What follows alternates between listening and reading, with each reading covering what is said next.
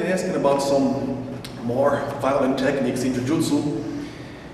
So people have seen some techniques, and when they try to perform it in some schools, they have noticed that, for example, some defenses, some ways of absorbing the power of the uke, of his attacks, and also in a free flow movement. They have been seen and perceiving that there's something missing for this technique, for this shape to work properly. So let's see, for example,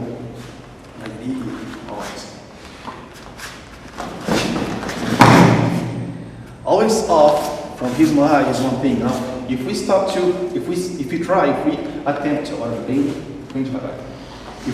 to enter,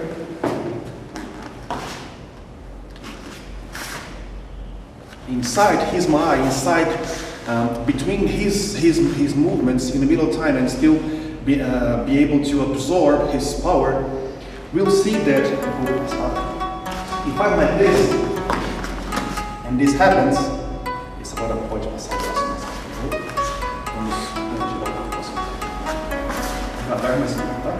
If I'm like this, and even if I avoid this kick and I enter, if I'm like this, and my center, my primary axis, it's shifted, and I'm unbalanced here because of his impulse.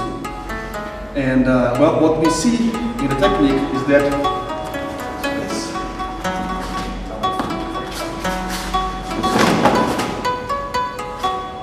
what happens is when he enters, we are still rooted down, balanced. So it pops to our mind what gives us the condition to be stable and to put our weight down. What can we do to make this happen? Or, for instance,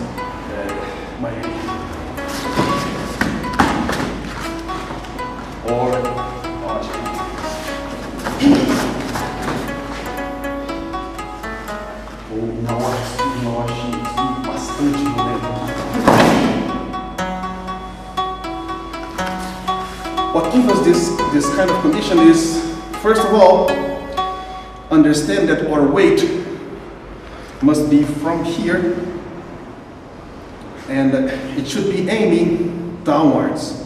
We should feel, our feet and our toes, sticking to the ground, but not just to the ground, but we should feel that from our hara we inhale, and then this pressure. It's very important to realize that this pressure, it may be, how could you say that, how could you put that, we could give it a direction.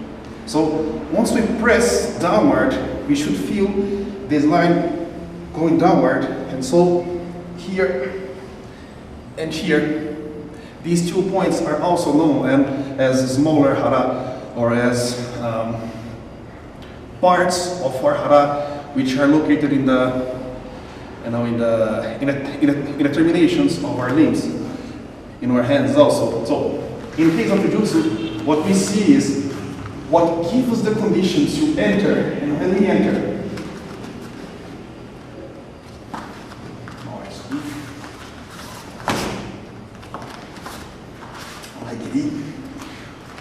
or to be extremely light, is just how we put our breath. If we do,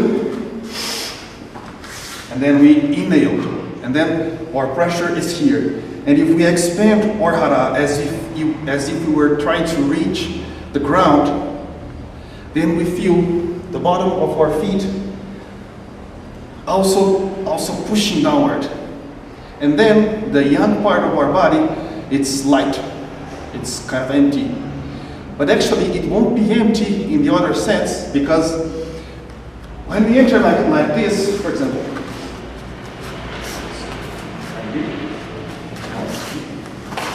like this, we have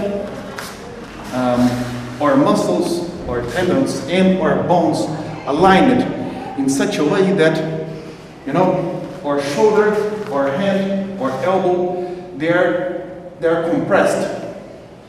And they are compressed in such a way that all his power is absorbed. And what he feels is that it's a rock. He feels that it's a hard, a solid body in just one piece. He cannot feel, for instance, something like this. If I have my arm strongly, contracted here, when he touches, if he touches our arm, faça força, and this happens, this spring effect happens, then we are still just trying to resist to his power, to his technique. And we should be able to enter as just one piece.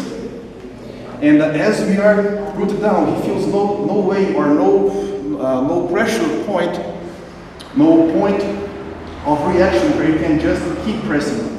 So, vamos lá, Magri.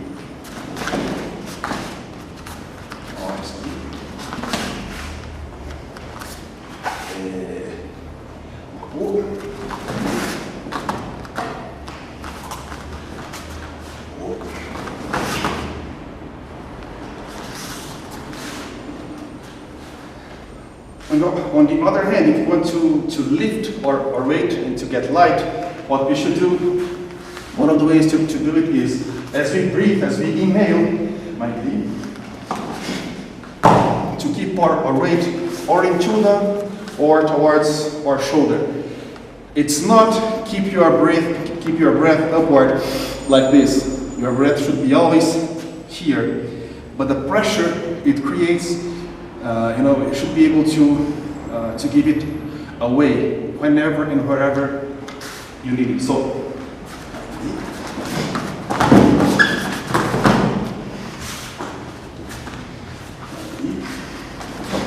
if I'm here, if I'm light here, and all of a sudden I need to root down, this happens.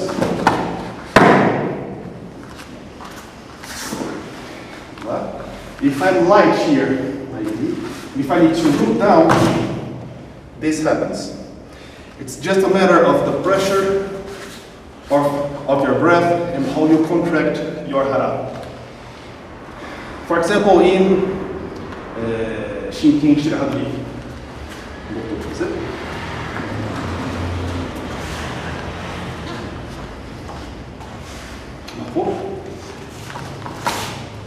so if I'm here and if I try to unbalance him using my arm, my biceps, and this arm and the pressure of this arm, this happens. I overload my abdomen and my spine, and one could even do it, if he relies properly on shifting his balance. When shifting his balance by turning your hips first, like this, one could do it.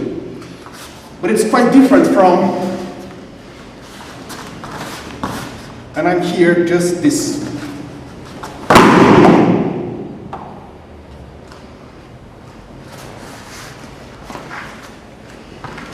Even if he tries to root down,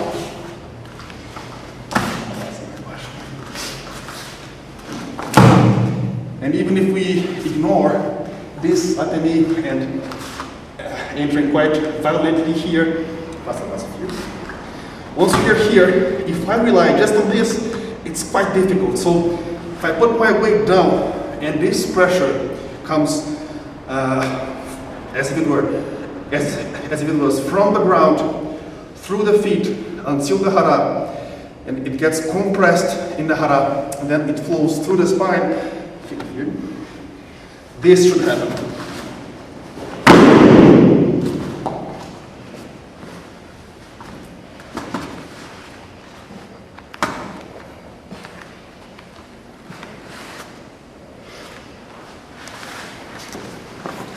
Or yet.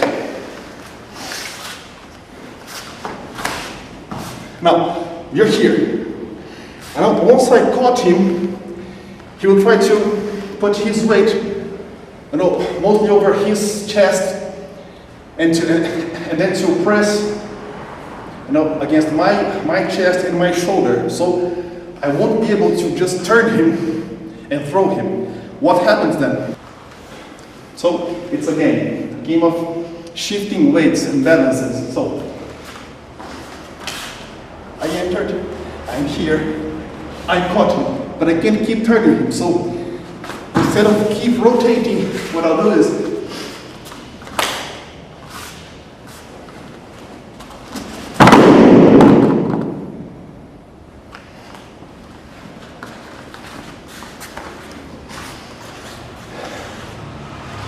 and so once masters along history, they saw that, you know, that they could isolate just this knowledge and study the aspects which would bring, you know, one practitioner the condition to be quite heavy or perceived as quite heavy.